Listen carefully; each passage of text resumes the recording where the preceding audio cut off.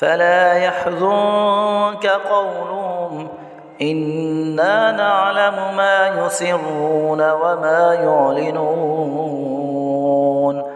أولم ير الإنسان أنا خلقناه من نطفة فإذا هو خصيم مبين وضرب لنا مثلا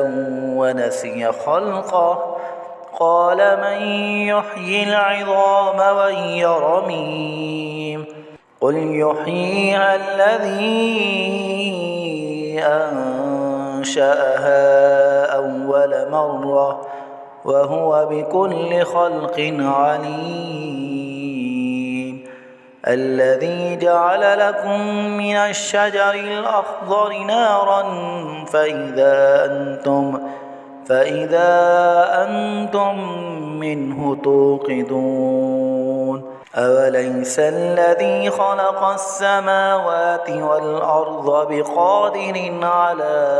أن يخلق مثلهم بلى وهو الخلاق العليم